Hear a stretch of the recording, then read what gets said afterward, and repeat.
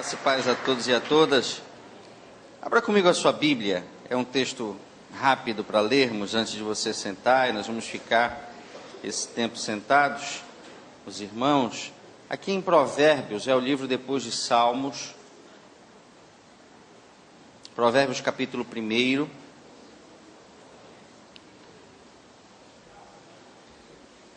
Nós cantávamos há pouco: se Deus é por nós, quem será contra nós? É uma frase que geralmente, constantemente, especialmente nos momentos de luta, de dificuldade, nós trazemos para a nossa mente, para o nosso coração e externalizamos através dos nossos lábios. O cristão faz muito isso. E muitas dessas frases se configuram em verdadeiros provérbios. E aqui Salomão, o autor do livro dos Provérbios, fala da importância dessa estrutura, dessa composição de frases para a vida de um ser humano, para a vida de um filho de Deus. E ele diz assim: Provérbios de Salomão, filho de Davi, rei de Israel, para se conhecer a sabedoria e a instrução, para se entenderem as palavras da prudência, para se instruir em sábio procedimento, em retidão, justiça e equidade, para se dar aos simples prudência, e aos jovens conhecimento e bom siso. Ouça o sábio e cresça em sabedoria, e o entendido adquira habilidade, para entender provérbios e parábolas, os adágios e os enigmas dos sábios. Verso 7, o temor do Senhor é o princípio da sabedoria ou do conhecimento, mas os loucos desprezam a sabedoria e a instrução. Feche os seus olhos mais uma vez. Pai, muito obrigado por tudo que já vivenciamos, experimentamos na Tua presença e advindo da Tua glória nesta manhã tão maravilhosa.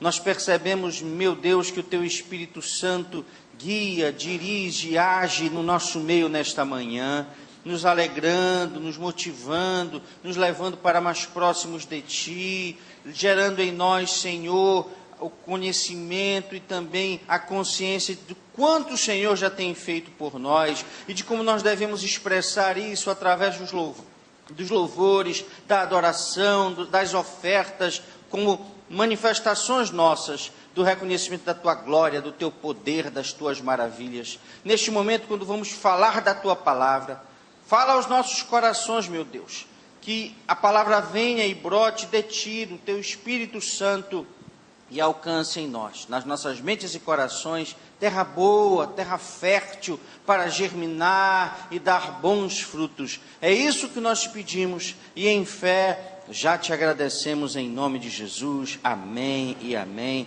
Agora você pode sentar e vamos ficar esse tempo meditando, aprendendo sobre a palavra de Deus.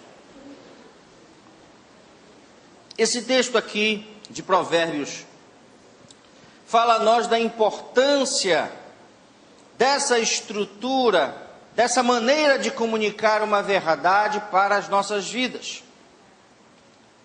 E aqui o sábio, o rei Salomão, demonstra quanto isso é importante para nós. Às vezes nós ouvimos uma ministração de 40, 50 minutos, de 1 hora, quem sabe.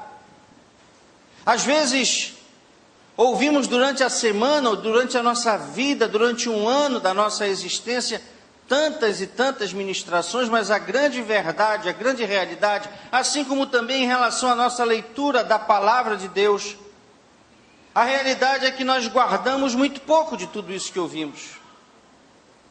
Nós guardamos uma pequena fração daquilo que lemos, daquilo que estudamos, daquilo que ouvimos da parte de Deus. E são pequenas frases, são pequenas verdades, são pequenas histórias que efetivamente marcam a nossa vida. E Salomão sabia disso. Assim como Jesus sabia disso, e por isso ele usava essa mesma estratégia. Tudo que Salomão aqui coloca, não é? Essas estratégias comunicacionais, como os enigmas, os adágios, as parábolas, os provérbios, Jesus também usava. Alguns outros escritores de livros da Bíblia usavam exatamente para facilitar a nossa compreensão e possibilitar que em momentos críticos da nossa existência, em momentos estratégicos da nossa vida, quando precisássemos tomar uma decisão, quando precisássemos manifestar algo importante como um posicionamento, diante das várias alternativas, das várias escolhas que a existência nos coloca, que a vida nos coloca, nós pudéssemos retirar das Escrituras o caminho, a decisão a seguir, a escolha mais próxima da vontade de Deus.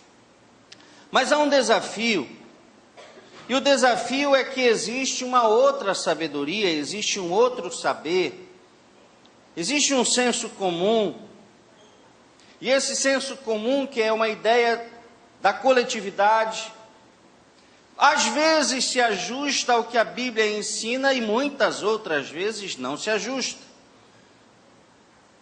Nós, às vezes, como cristãos no início de uma jornada, ou como cristãos pouco atenciosos, acabamos incorporando a Bíblia Sagrada, determinados adágios, determinados provérbios, determinadas formas de pensar, que estão por aí desde sempre, há muito tempo, mas que não se coadunam, que não se ajustam, que não são recepcionadas, que não se adequam ao que está na Bíblia Sagrada. Outras vezes nós nos dedicamos ao texto da Bíblia, mas cometemos um erro muito sério, muito comprometedor, ao abstrairmos da Bíblia Sagrada um texto fora do seu contexto. E ao agirmos assim, distorcemos a verdade, adequamos a verdade à nossa realidade e retiramos daquele texto, daquele ensino, daquela lição bíblica, a sua força, a sua intensidade e o seu objetivo. Eu destaquei aqui algumas frases que fazem parte, não é, da sabedoria popular e que às vezes se adequam, às vezes não, à palavra de Deus. Nós ouvimos muito, não é, água mole em pedra dura, tanto bate até que fure. Tem gente que às vezes vai lá no nosso gabinete, não é, conversa com a gente no corredor, vem falar, porque o senhor sabe, não é, pastor, está lá na Bíblia, diz-me com quem andas que eu te direi quem és, não é? Está lá na Bíblia, Deus escreve certo por linhas tortas, não é? E aí nós vamos, de alguma forma, ajustando aquela verdade ao que a Bíblia preceitua. É muito comum, talvez a frase mais falada é aquela, não é? Faz por ti que eu te ajudarei, não é? Porque o senhor sabe, Deus disse, faz por ti que eu te ajudarei. E aí é claro, se nós formos construir ali, buscar na Bíblia Sagrada uma série de textos, nós vamos encontrar uma verdade nisso. A Bíblia chega a dizer no próprio livro de Provérbios, olha, vai ter com a formiga, ó preguiçoso, não é? Para que a pessoa não fique acomodada, esperando as coisas acontecerem. Então nós conseguimos de alguma maneira justificar alguns desses adágios, outros não. Outros se constituem em equívocos. E aí talvez o maior dos equívocos, dois, mas eles se relacionam, sejam frases muito comuns hoje, num tempo de um pseudo-ecumenismo que tenta se impor a nós, não é? Como algo correto, como algo politicamente correto. E aí talvez a frase mais perigosa, ou as duas frases mais perigosas sejam, primeiro, que todos os caminhos levam a Deus. E reiteradas vezes nas nossas ministrações, e especialmente no momento do convite, no momento que se oportuniza aquele convidado, aquele irmão, aquele amigo, a aceitar Jesus, nós dizemos, olha, não é verdade, porque o próprio Cristo diz que Ele é o único caminho, e Ele é a verdade, e Ele é a vida. E ele disse que ninguém iria ao Pai senão por ele. Não há, portanto, outro caminho, assim como não há outro mediador, não há medianeira ou mediador, há apenas um mediador, que é Jesus.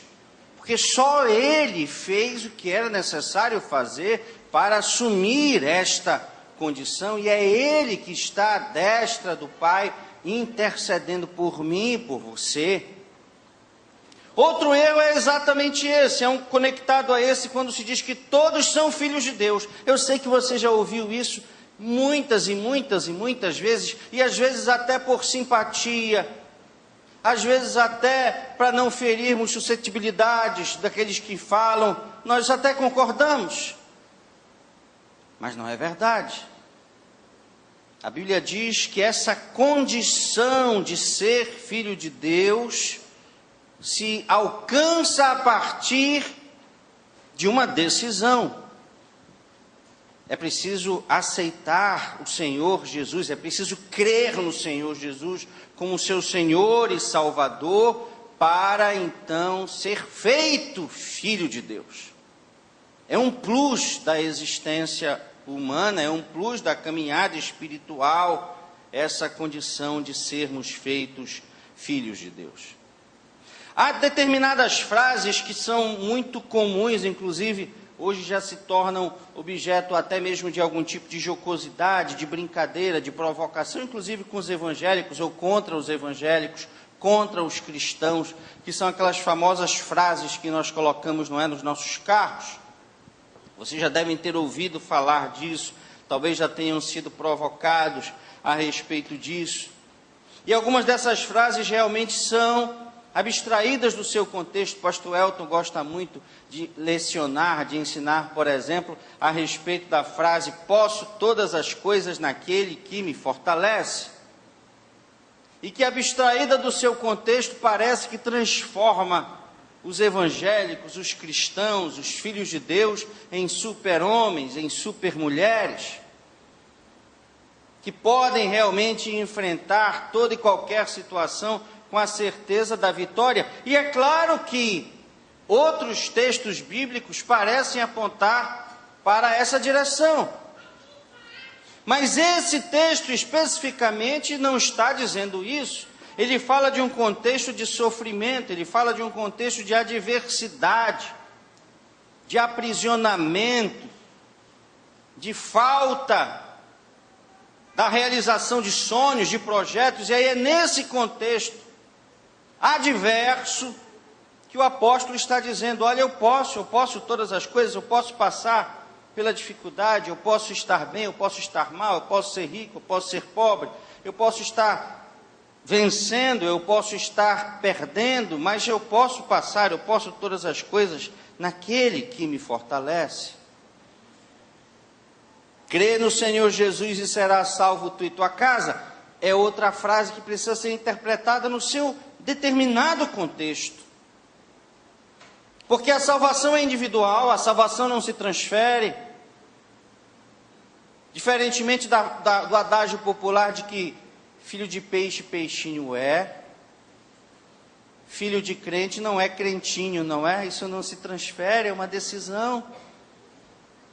Às vezes as pessoas até não compreendem por que nós somos tão cuidadosos, e agora no mês de junho ou julho, pastor, nós teremos o nosso batismo. O pastor Elton reposicionou a data, né?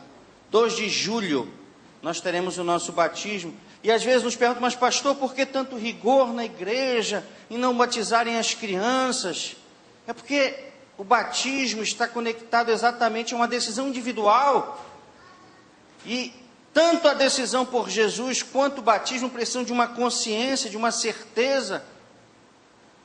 É um momento importante, relevante na existência de todo cristão. Exatamente porque isso não se transfere. Então essa salvação, que pode ser projetada na nossa casa com um ideal, com uma semente de fé, e eu posso falar isso como fé, não se realizando, não frustra a palavra. É porque a decisão pela salvação, a decisão por Jesus é uma decisão individual. Então é preciso tomar cuidados, é preciso ter cautelas em relação a esses provérbios. Os provérbios de Salomão são muito belos. Provérbios 13:1 diz que o filho sábio ouve a instrução do pai, mas o escarnecedor não escuta a sua repreensão. Provérbios 14:1 diz que toda mulher sábia edifica a sua casa, a insensata, porém, derruba-a com a sua própria mão. Provérbios 15:1 diz: a resposta branda desvia o furor, mas a palavra dura suscita a ira. Provérbios 16:1 diz: ao homem pertencem os planos do coração, mas a resposta certa vem do Senhor. Provérbios 29:2, num tempo tão difícil em que vivemos, diz: quando os justos governam, alegra-se o povo, mas quando o ímpio domina, o povo geme.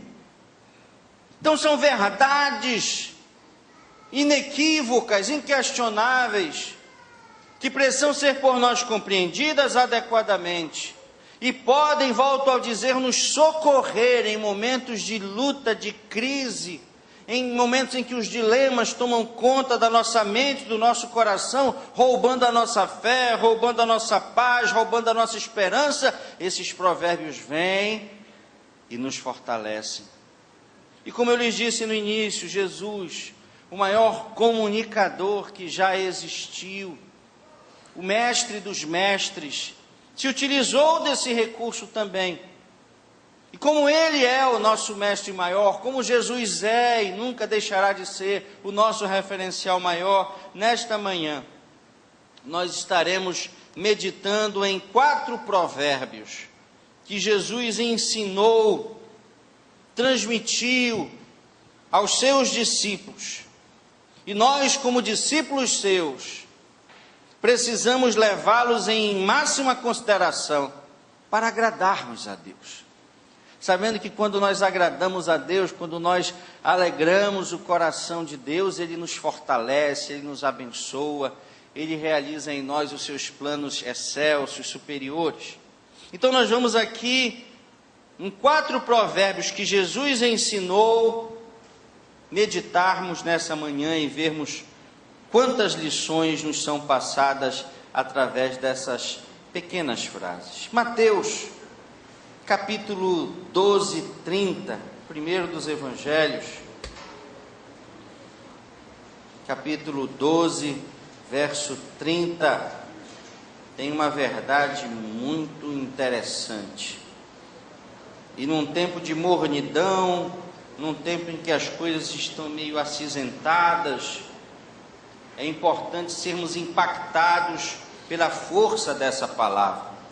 Mateus 12:30 diz assim: quem não é por mim, é contra mim, e quem comigo não ajunta, espalha.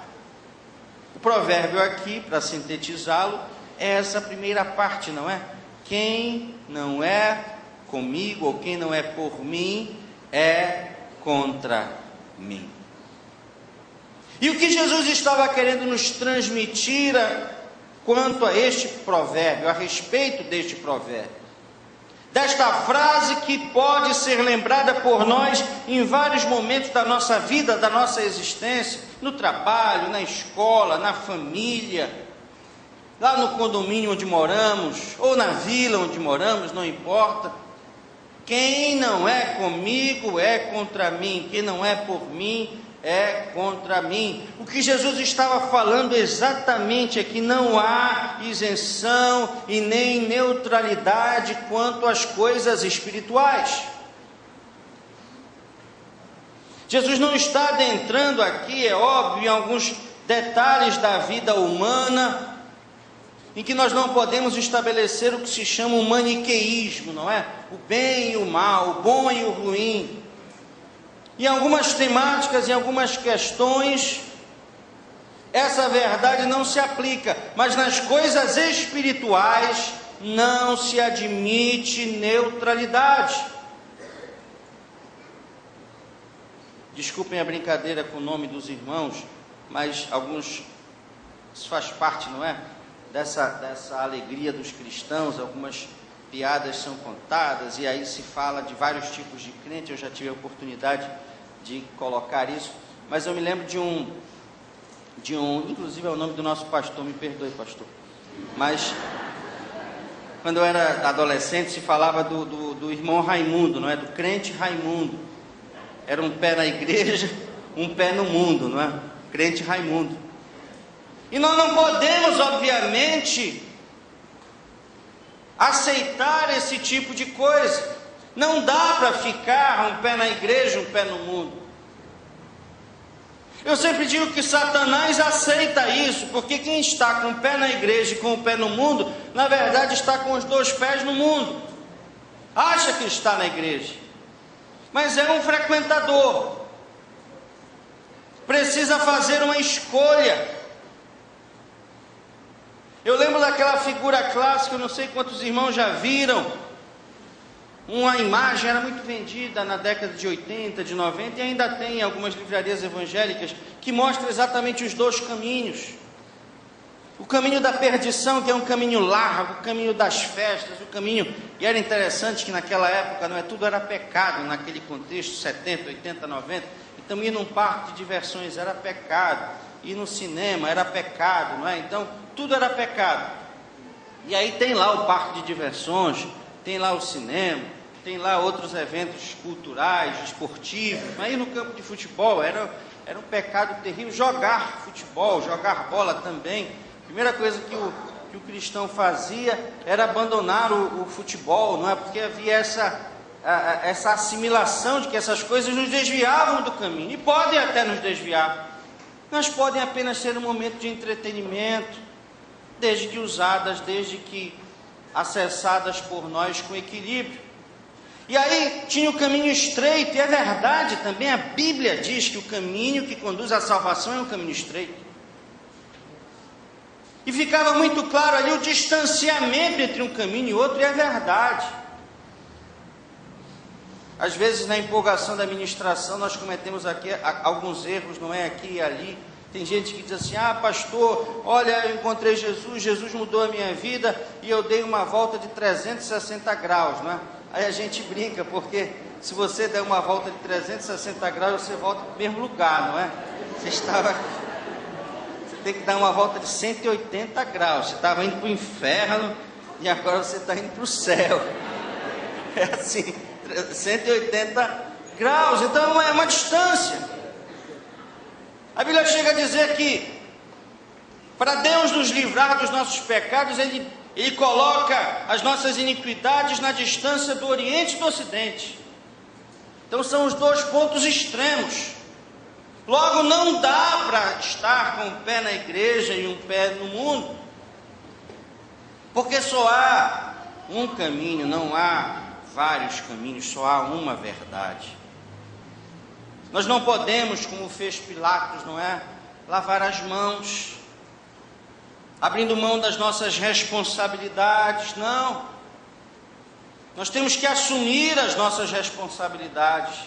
E a partir do momento que assumimos a nossa condição de cristãos, de evangélicos, de filhos de Deus, das questões espirituais, não podemos aceitar a neutralidade. A Bíblia diz com clareza que com Deus não se brinca, das coisas de Deus não se zomba. E nós não podemos assumir esse risco. É preciso realmente tomarmos uma decisão.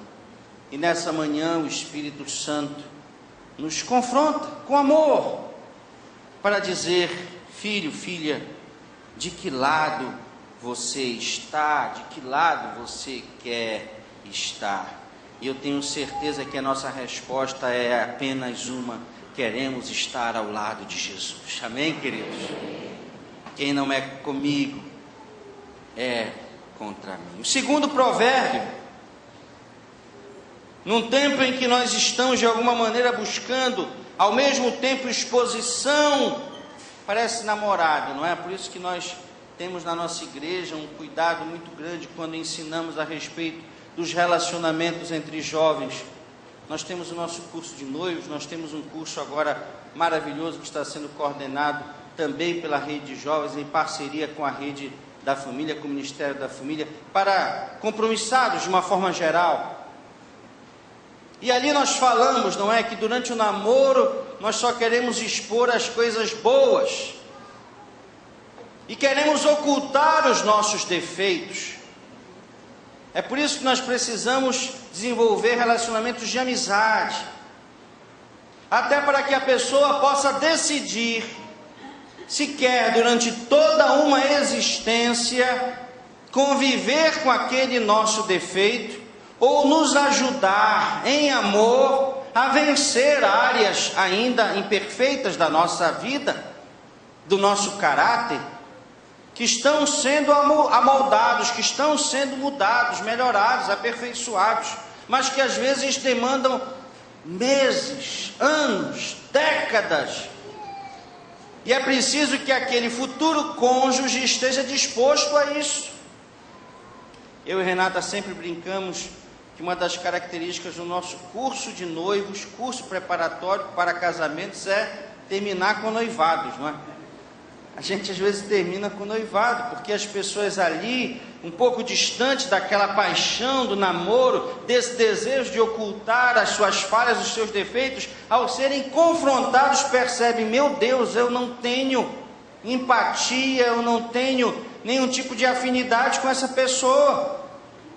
O que ela pensa eu não penso, o que ela quer eu não quero, o que ela crê eu não creio. E é algo que precisa ser exposto. Se é assim na vida entre homem e mulher, é assim também na vida cristã. E Jesus falou sobre isso em Marcos capítulo 4, verso 22, quando diz: não há nada encoberto senão para ser manifesto, e nada foi escondido, senão para vir à luz. Vejam, queridos, que a Bíblia Sagrada é chamada de revelação. Quando nós estudamos o Novo e o Velho Testamento, nós dizemos que o Novo Testamento é o Velho Testamento revelado. Então o objetivo de Deus para com o homem é revelar, é esclarecer, é trazer luz. E nessa parábola da candeia de Marcos capítulo 4, verdades maravilhosas são aqui colocadas. Não dá para ministrar porque era uma outra ministração, não é? Mas aqui fica claro que a verdade deve ser colocada em destaque. Quando há essa comparação entre dia e noite, a bênção está no dia. O texto bíblico chega a dizer: olha, o choro pode durar uma noite, mas a alegria vem pelo amanhecer. E essa é uma verdade poderosa para nós. E Jesus está dizendo: não há nada encoberto, não há nada oculto que não venha a ser descoberto. A Bíblia foi disponibilizada para revelar e não para cobertar. Uma das principais tarefas do Antigo Testamento, a tarefa profética, era exercida nessa direção. A Bíblia fala que existiam profetas oficiais, profetas pagos, contratados, não é? Pelos reis da época. E o objetivo deles, obviamente, era profetizar vitória, sucesso. Às vezes nós buscamos isso na nossa vida contemporânea, não é? Pessoas, amigos, discípulos, pastores que só nos falem coisas boas.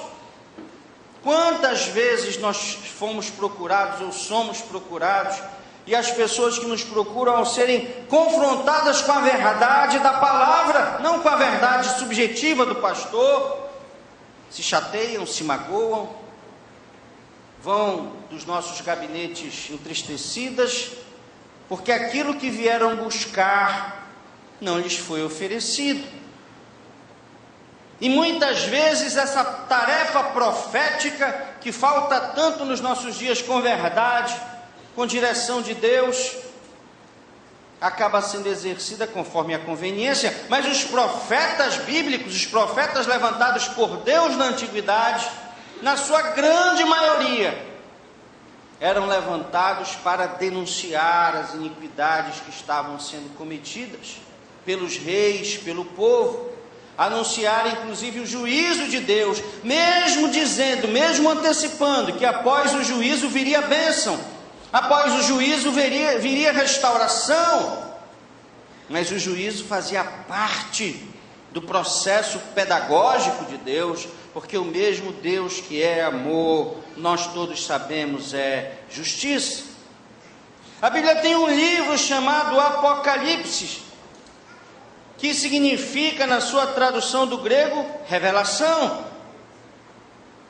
No Novo Testamento, revelação divina de apocalipso é desmascarar, forçar a falar. Desde o Antigo Testamento, lá em Salmo 139, nós somos informados que não há nada que possamos esconder de Deus. É um dos mais belos textos que há na Bíblia Sagrada, Salmo 139, que diz assim: Senhor, Tu me sondas, Tu me conheces, Tu sabes o meu assentar, o meu levantar, de longe entendes o meu pensamento, cercas o meu andar e o meu deitar e conheces todos os meus caminhos. Verso 4, Salmo 139.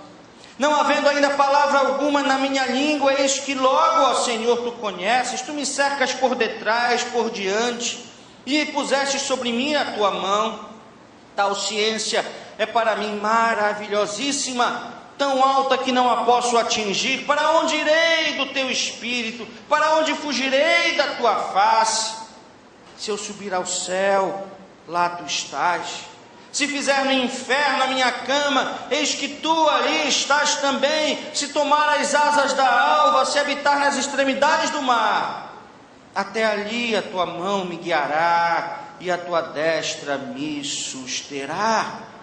E nos versos 23 e 24, o salmista termina dizendo: sonda-me, ó Deus, conhece o meu coração, prova-me e conhece os meus pensamentos, vê se há em mim algum caminho mau e guia-me pelo caminho eterno.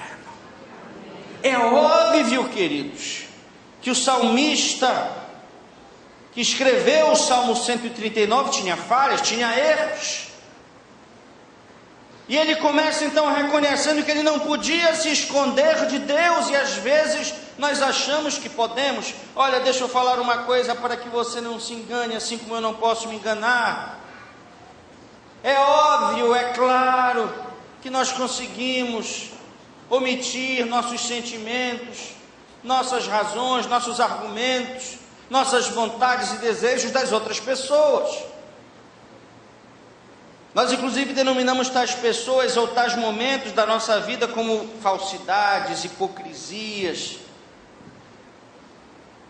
E aí nós não podemos dizer, nenhum de nós poderá dizer que nunca agiu dessa forma. Às vezes até para nos preservarmos, às vezes até no sentimento de não querermos ferir o outro, aquele que nos ouve. Disse que isso no casamento é algo muito perigoso, não é? Não o ocultar, mas às vezes o falar. Meu filho mesmo diz: olha papai, quando a mamãe lhe perguntar se ela está bonita ou feia, não é? Se essa roupa está adequada ou não, diga sempre sim. Eu acho que ele já andou ouvindo o pastor Cláudio Duarte, não é? Ele dá a mesma dica. Então às vezes é melhor dizer sim, para não criar problema. Afinal, nenhum de nós é especialista, os homens não têm essa especialidade, não é? Em moda, em etiqueta, em combinações. Então é sempre bom dizer sim, está bom, está bonito. Então, o salmista aqui já consegue compreender que ele não tem como ocultar nada de Deus das pessoas. Nós temos. Mas aquilo que está lá no profundo da nossa mente, do nosso coração, dos nossos sentimentos, que às vezes nós fazemos um esforço brutal para escondermos de todo mundo. Só nós sabemos. E às vezes, como diz o pastor Monteiro, em relação ao que a Bíblia chama de pecados ocultos, às vezes até mesmo na força do nosso inconsciente, nós achamos que aquilo não está mais dentro de nós, mas está. E o salmista então diz: olha, Deus sabe de tudo, Deus vê tudo. Não adianta que você se esconda nem dentro de você. Deus lá está. E aí ele resolve essa questão dizendo: Deus, tu já sabes de tudo, tu conheces de tudo, tu estás em todos os lugares, então sonda-me, conhece o meu coração, conhece os meus pensamentos, vê se há em mim algum caminho mau, muda a minha vida, guia-me pelo caminho eterno. É como que o salmista estivesse aqui se rendendo diante de Deus e dizendo: Senhor, eu não tenho como me esconder, então age logo na minha vida. E é uma postura sábia. É melhor permitirmos que Deus trate logo destas áreas das nossas vidas que nós temos tentado ocultar há tanto tempo, antes que sejamos expostos, antes que isso seja revelado e que nos traga vergonha, que nos traga constrangimento. A revelação vem em algum momento, e a Bíblia chega a dizer que mesmo que passemos uma existência toda ocultando determinadas verdades, elas virão, inclusive no juízo. É por isso que a Bíblia fala de pessoas que durante o processo de julgamento diante de Deus tentarão ali apresentar as suas qualidades, inclusive ministeriais, como a serviço de Deus. E ouvirão do justo juiz: eu não vos conheço. Vocês fizeram muito, mas não fizeram para mim. Vocês achavam que estavam me agradando, mas para mim não estavam fazendo absolutamente nada para o meu reino, conforme a minha palavra. Não há nada oculto que não venha a ser descoberto. Mesmo que seja no juízo, mesmo que seja no julgamento para a eternidade, aquilo que fizemos, aquilo que falamos, aquilo que sentimos, virá à tona. Eclesiastes 12:14 diz: porque Deus há de trazer juízo a toda obra, e até tudo que está encoberto, seja bom, seja mal. O apóstolo Paulo em 1 Coríntios 4:5 diz: portanto nada julgueis antes do tempo, até que venha o Senhor, o qual não só trará à luz as coisas ocultas das trevas, mas também manifestará os desígnios dos corações, e então cada um receberá de Deus o seu louvor. Queridos, eu e você precisamos sempre da ajuda de Deus. E quando não temos condições, quando não temos forças, recorremos ao nosso conselheiro, ao nosso amigo, ao nosso companheiro de vida cristã, o Espírito Santo. O Espírito Santo pode ser um instrumento, através da oração, para que sentimentos ocultos da nossa mente, do nosso coração venham à tona, para que áreas da nossa vida que precisam ser ajustadas diante de Deus, antes que sejamos expostos, antes que aquilo seja revelado, possam ser enfrentadas, tratadas, modificadas, saradas. E aí, se ocorrer da exposição surgir, existir, brotar, nós já estaremos vencendo sobre aquela determinada área da nossa vida. Não há nada oculto que não venha a ser descoberto. O terceiro provérbio, e penúltimo provérbio, é: pelo fruto se conhece a árvore. Lucas 6,44 diz: porque cada árvore se conhece pelo seu próprio fruto. Dos espinheiros não se colhem figos, nem dos abrolhos se vindimam uvas. A fruta ou o fruto é a maneira como a árvore revela o que é. Talvez alguém aqui já tenha passado pela experiência de ir a uma loja e comprar uma determinada muda pela indicação do vendedor, e planta aquela muda, lança à terra, rega, esperando, aguardando que nasça, que brote determinada espécie. Você aduba, você rega, cuida, começam a aparecer as primeiras folhas, as primeiras flores, e de repente nasce ali um legume, nasce ali uma fruta. Mas para surpresa sua, é uma outra fruta, é um outro legume. Será que aquela árvore então teria sofrido uma alteração em relação à sua capacidade de produzir, porque você comprou um pé de melancia e de repente surge ali um jerimum? Como explicar isso? Pé de melancia pode dar jerimum? É claro que não. Qual é a grande explicação? Muito simples: você comprou ou foi lhe oferecido um pé errado. O vendedor vendeu jerimum como se fosse melancia. Na natureza é simples assim. Porque da árvore da melancia só melancias surgem. Da semente do jerimum só o jerimum brotará.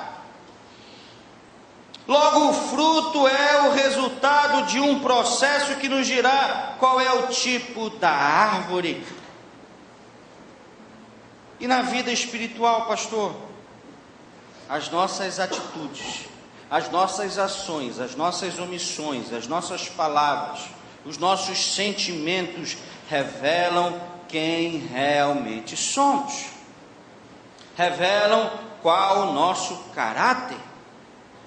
E aí eu faço uma diferenciação muito clara, porque a Bíblia também assim nos indica, entre o que se fala e o que se faz, na expressão, na revelação, na designação de quem se é. Porque quando a Bíblia critica os hipócritas, os fariseus, o foco é exatamente esse: dizer para que os outros fizessem determinadas coisas que eles mesmos não faziam. E aí vem a sabedoria popular para dizer, não é? Falar é fácil, realmente, falar das atitudes que se espera de alguém é o mais fácil. Expressar-se, e aí eu não digo apenas na fala, não é? Às vezes numa escrita, às vezes de uma outra maneira, porque algumas pessoas, o pastor Monteiro tem sido muito cuidadoso nisso, algumas pessoas não falam, algumas pessoas são mudas, não é? Mas expressar-se é, sem dúvida nenhuma, a maneira mais fácil de tentar comprovar um determinado ponto de vista, mas as nossas ações precisam estar ajustadas ao que se fala. Palavras são importantes? Claro. É por isso que em vários momentos do culto, mesmo com a resistência de alguns irmãos, nós pedimos que determinadas coisas sejam ditas, sejam expressas, sejam faladas, porque nós sabemos que há poder nas palavras. A Bíblia chega a dizer, olha, aquilo que é ligado na terra é também ligado no céu. E muitas vezes essa expressão de ligar, de estabelecer uma postura de fé, começa com as palavras. Se começa, não pode, por outro lado, parar aí. É preciso ir além, para que as nossas palavras não sejam levadas pelo vento. Nós precisamos agir conforme aquilo que falamos. E aí mais uma vez o Espírito Santo nos confronta em amor nessa manhã, perguntando: filhos, que tipo de frutos nós temos dado? A Bíblia, numa outra metáfora, chega a dizer: olha, não se pode da fonte de águas amargas esperar água doce. E aí, na verdade, nós temos que estabelecer essa reflexão: temos sido fonte de água doce ou fonte de água amarga? E uma das coisas mais maravilhosas que a Bíblia nos revela, e que por isso precisamos ter cuidado quando usamos essas metáforas, essas parábolas, esses provérbios, é que na vida do homem, na vida do ser humano, coroa da criação de Deus, as coisas podem mudar. Talvez se esse microfone fosse franqueado aqui para algumas manifestações, irmãos viriam aqui, irmãs também, para dizer: ah, pastor, tem um ditado popular que eu até achava que era verdadeiro, mas que hoje sei que não é. Que ditado popular é esse? Pau que nasce torto, morre torto, não é? Ou seja, aquilo que você é, você será durante toda a sua vida. Mas quantos e quantos e quantos e quantos testemunhos nós já ouvimos e podemos ver dentro de nós mesmos, na nossa história, de pessoas que antes de conhecerem a Jesus, tinham um determinado procedimento, uma vida torta, uma vida irregular, uma vida criminosa, uma vida cheia de ilícitos, uma vida pecaminosa ao extremo, considerados irrecuperáveis. Mas Jesus recuperou, amém, queridos? Jesus mudou, Jesus transformou, Jesus deu essa guinada de 180 graus, e aquele que antes amaldiçoava a fé, os evangélicos, a igreja, o dízimo, a santidade, hoje está vivendo a plenitude da vida cristã em alegria, em fé, ainda que em meio a lutas, a dificuldades, porque esse é o grande segredo, é que nós não somos fonte, nós não somos árvore, nós não fazemos parte dessa natureza que tem o seu destino estabelecido desde a sua origem, não. A todos nós foi dada a capacidade de mudar o nosso presente, o nosso futuro e o nosso destino. O ser humano é o único ser dos criados por Deus, que a tudo criou, a tudo formou, que tem essa capacidade. Nenhum outro elemento, nenhum outro ser mineral, vegetal, animal, da flora ou da fauna, tem essa capacidade de mudar a sua história, mas o ser humano tem. E quando nós colocamos as nossas vidas nas mãos de Deus, tenha certeza que o melhor vai acontecer na sua história. É preciso mudar a nossa vida, mas os frutos continuam revelando quem realmente somos. E por fim, o quarto provérbio diz que aquele a quem muito foi dado, muito será cobrado. Lucas 12:48, e a qualquer que muito for dado, muito se lhe pedirá, e ao que muito se lhe confiou, muito mais se lhe pedirá. Aquilo que nós recebemos de Deus, dons, talentos, capacidades, habilidades, devem ser utilizados principalmente, primeiramente, em prol do reino de Deus. Quem dá é o Senhor, e é Ele quem espera, é Ele quem exige. Alguns recebem mais e serão mais cobrados, Alguns recebem menos, serão menos cobrados, mas todos seremos cobrados, porque o amor de Deus não excluiu ninguém da doação dos seus dons e talentos. Às vezes as pessoas se sentem menos importantes, até desimportantes. Alguns cristãos ainda se veem irrelevantes, não apenas na igreja, como também na própria vida, na existência. Sempre se diminuem, sempre colocam-se numa condição inferior, mas não é assim que Deus os vê. É por isso que nós sempre tentamos aqui valorizar o que é feito. É por isso que, de uma forma muito singela, nós expressamos a nossa gratidão aos irmãos e irmãs, às células que ficam ali recepcionando os irmãos com tanta alegria. Às vezes nós chegamos aqui no templo ainda tristes, ainda preocupados, inquietos, e aí de repente somos recebidos, não é? Por aquele corredor abençoado de irmãos, irmãs, crianças, já nos dando bom dia, graça e paz.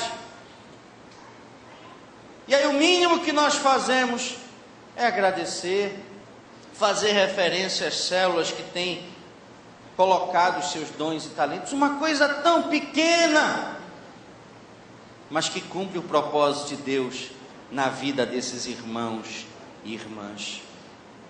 Isso alcança tudo na nossa vida: dinheiro, posses, inteligência, tempo, formação. É por isso que eu e você não podemos dizer que não temos nada. Algumas pessoas ofendem a Deus com essa frase: eu não tenho nada, eu não sei nada, eu não sou capaz, eu não tenho condições, eu não sei falar, eu não tenho formação, eu não tenho dinheiro. Não é assim que Deus te vê, e isso não é verdade. Você pode até dizer que não tem nada, mas veja o que a Bíblia diz a respeito disso. 2 Pedro, capítulo 1, 2 Pedro 1, 3. 2 Pedro 1, 3 e 4. Olha esse texto impactante. Para nós que às vezes não nos achamos tão importantes, achamos que nos falta algo. Mas me falta algo, pastor.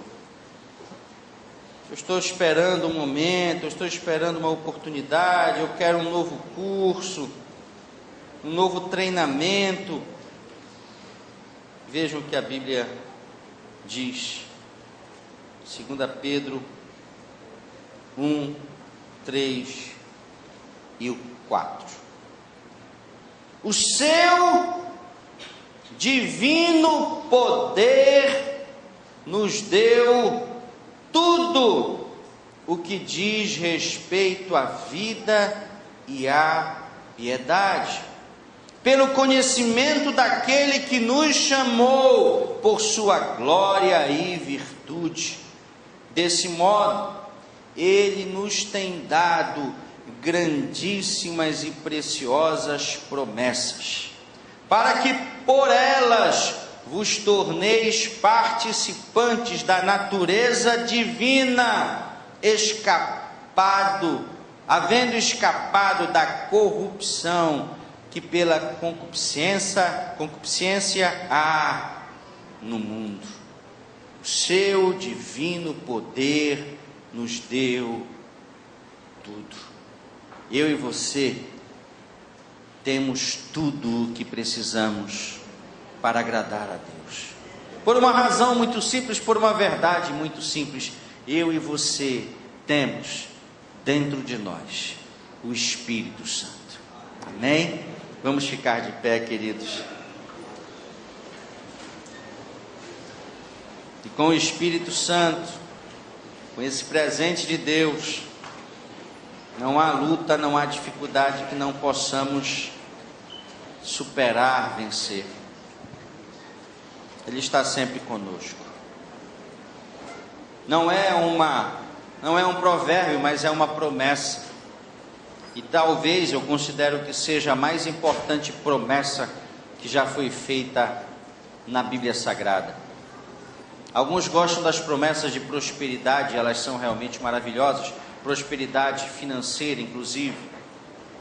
Lá no livro de Deuteronômio nós somos enriquecidos com as bênçãos para aqueles que obedecem a Deus. Mas para mim não há promessa maior do que a que foi feita por Jesus, quando já estava ascendendo aos céus, quando ele olha para os seus discípulos e na representação deles olha para nós, quando ele fala aos seus discípulos e na representatividade dos seus discípulos ele fala a mim e a você, dizendo: eis que eu estou convosco todos os dias, até a consumação dos séculos.